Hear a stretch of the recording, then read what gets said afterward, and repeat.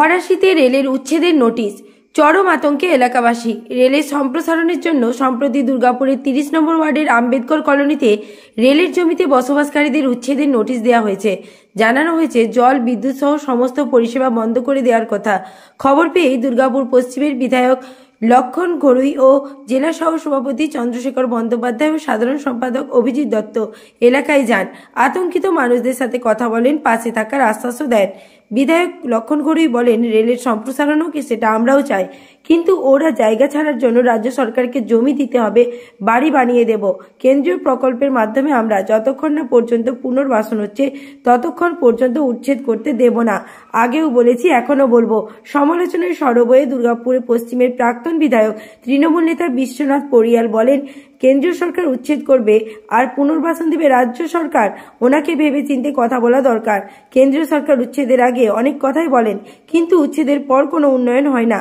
উচ্ছেদ করতে এলে সাধারণ মানুষ যখন রুখে দাঁড়াবে, তাদের সাথে আমরাও দাঁড়াবো। দুর্গাপুর থেকে নিমাই দাসের রিপোর্ট, বাংলা এনজি নিউজ। মোদী সরকার বা রেলমন্ত্রীর উদ্যোগে আর ভারতবর্ষে বিভিন্ন ধরনের উন্নয়নের কাজ চলছে, রেল সম্প্রসারণের কাজ চলছে, কিন্তু পশ্চিমবঙ্গের ক্ষেত্রে দানকুনি থেকে লুধিয়ানা যে পণ্যবাহী যাত্রী মাল বওয়ার জন্য আলাদা লাইন তৈরি হচ্ছে, আর সেটাকে কেন্দ্র করে আমরা এখন এই দুর্গাপুর বাজারের কাছে আমাদের 30 নম্বর ওয়ার্ডে আমরা সিনেমা হলে আম্বেদকর কলোনি আছে, এখানে এসেছিলাম।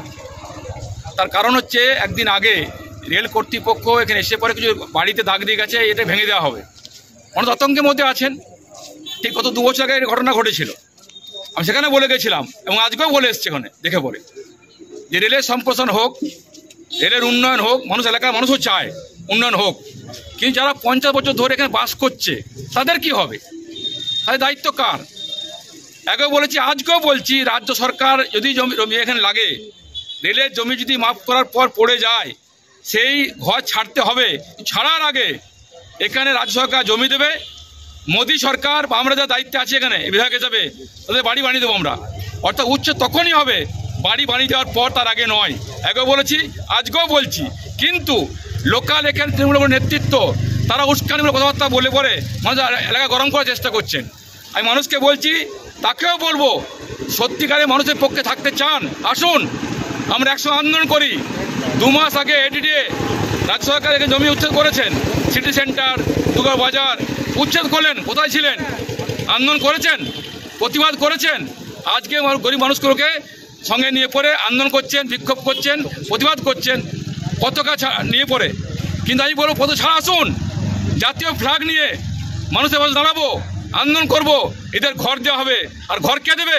যদি আপনি এত বড় নেতা হয়ে গেছেন না, তাহলে রাজ্য সরকার বলুন, জমি দিয়ে এখানকার সরকার ব্যবস্থা করুন। আমি দায়িত্ব নিয়ে বলছি, আমরা বাড়ি বানিয়ে দেবো, ঘর বানিয়ে দেবো। যতক্ষণ না ঘর বানানো না হচ্ছে, উচ্ছেদ হবে না। একে বলেছি, আজও বলছি। তাই এলাকার মানুষকে বলে গেলাম, কয়েকদিনের মধ্যে আমি এর মধ্যে চিঠি করছি। আজকে ডিএমকে চিঠি করেছি, ডিএমের সাথে দেখা করতে যাচ্ছি, মানুষকে সাথে নিয়ে যাবো, নিয়ে বলবো একটাই বক্তব্য, যে প্রথমে আপনি মাফ করুন। যেমন সীমানা কতটা, সেই সীমানার মধ্যে যদি জায়গা পড়ে, ঘর পড়ে, সেই ঘরের দায়িত্ব রাজ্য সরকার জমি দেবে, কেন্দ্র সরকার ঘর বানিয়ে দেবে। এই উদ্দেশ্যে এসেছিলাম, মানুষকে বলে গেলাম। চিন্তার কোনো কারণ নেই, ভয়ের কোনো কারণ নেই। আমরা আছি, আগেও ছিলাম, আজও আছি। করলে আমরাই পারবো। কেন্দ্রে মোদী সরকার আছে, এখানে বিজেপি বিধায়ক আছেন। তাই চিন্তার কোনো কারণে বলে গেলাম। মানুষ আতঙ্কে রয়েছেন, ভয়ের মধ্যে রয়েছেন, তাই বলতে এসেছিলাম, দেখা করে গেলাম। এটুকু বিষয় ছিল। রেলের থেকে একটা সবার বাড়িতে গিয়ে লাল দাগ দিয়ে গেছে। কিছু বাড়িতে দিয়েছে, কিছু বাড়িতে দেয়নি। আমাদেরকে বললো যে আপনারা ছেড়ে দিন, না হলে পরে আপনাদের সব ভাঙা যাবে, আপনাদের ঘর থাকবে না। আবার আজকে শুনলাম যে 28 তারিখে আমাদের লাইন কেটে দেওয়া হবে। আমার বাবা মারা গেছে, আমার মেয়ের পরীক্ষা, এই যা শীত পড়েছে, এখন যদি আমাদের ঘর ছাড়তে, আমরা কোথায় গিয়ে দাঁড়াবো? আমাদের তো কিছুই নাই। আর যদি থাকতো তাহলে এই রেলের বস্তিতে থাকতাম কেন? আমরা তো অন্য কোথাও থাকতাম। আমাদের একটা যদি পার্মানেন্ট কিছু সলিউশন করে দেয় রেলের উন্নয়নের জন্য, রেলের জায়গা যতটা দরকার একটা মাপ দিক, মাপ দিয়ে রেল বুঝে নিক, আমরা সেখান থেকে ছেড়ে দেওয়ার চেষ্টা করব। আমাদের একটা পুনর্বাসনের ব্যবস্থা করুক, যাতে আমরাও বেঁচে থাকি, রেলেরও উন্নয়নটা হোক, এটাই আমরা চাই। বিধায়ক কি আশ্বস্ত করলেন আমাদের? বিধায়ক বললেন যে উনি ডিআরএমের সঙ্গে কথা বলবেন, চিঠি করেছেন, এবং খুব রিসেন্ট আজকালের মধ্যেই কথা বলবেন উনি, কথা বলে একটা কিছু সমাধান করবেন, এটাই আমাদেরকে আশ্বস্ত করলেন। কতগুলো পরিবার আছে এখানে?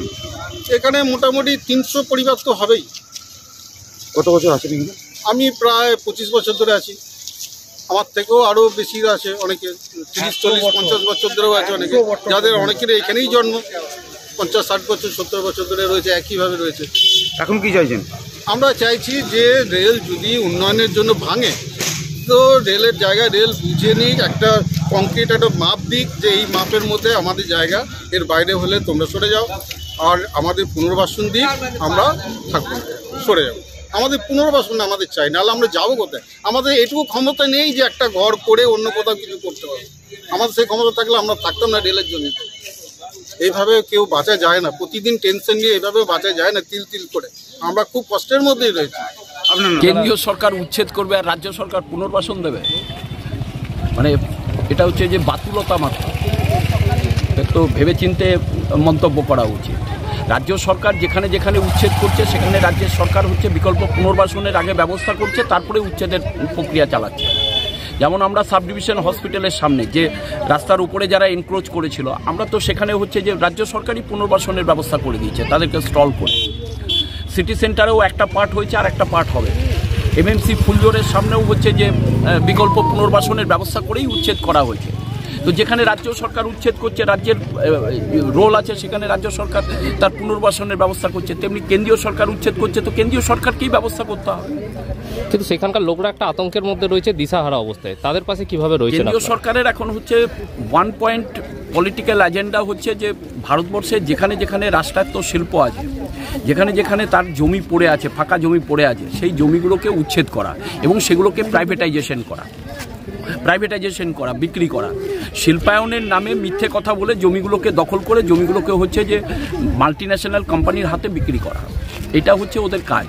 টোটালটাই হচ্ছে লক্ষ্য হচ্ছে প্রাইভেটাইজেশন, জমিগুলোকে অধিগ্রহণ করা। যেমন হচ্ছে রেলের স্টেশনের সামনে বিরাট মাল্টি স্টোরিড বিল্ডিং হচ্ছে, যখন দখল হলো বললো হচ্ছে শিল্প হবে, এই হবে, ওই হবে, কিন্তু আলটিমেটলি কিছু হলো না। ওখানে একটা মাল্টি স্টোরিড বিল্ডিং হচ্ছে, যেখানে শুনছি যে শপিং মল হবে। যদি জোর করে এরকম কোনো উচ্ছেদের প্রক্রিয়া শুরু করে তাহলে সেক্ষেত্রে কি? ডিবিসিতে জোর করে উচ্ছেদ করার চেষ্টা করেছিল তো, ডিএসপিতেও জোর করে উচ্ছেদ করার চেষ্টা চালিয়েছিল, কিন্তু সফল হয়নি। মানুষ প্রতিরোধ করেছে, মানুষ হচ্ছে রুখে দাঁড়িয়েছে। এবং রাজ্য সরকার তো পলিসিগতভাবে, নীতিগতভাবে হচ্ছে যে উচ্ছেদ প্রক্রিয়ার বিরুদ্ধে। সুতরাং মানুষ যখন রুখে দাঁড়াবে আমরাও সাথে থাকবো। ঠিক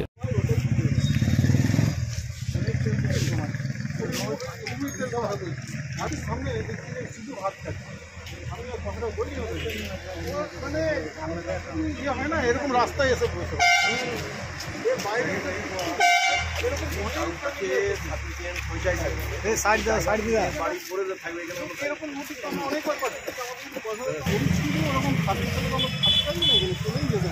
বারবার নোটিশ কাজ নিয়ে বারবার সেই নীতি ঝামেলা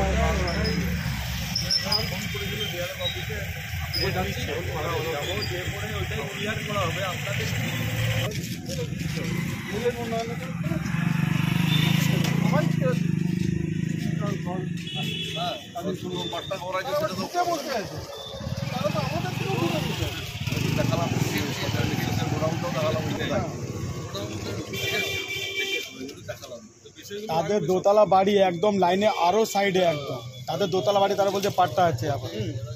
তাহলে কি ব্যাপার? পরে করছি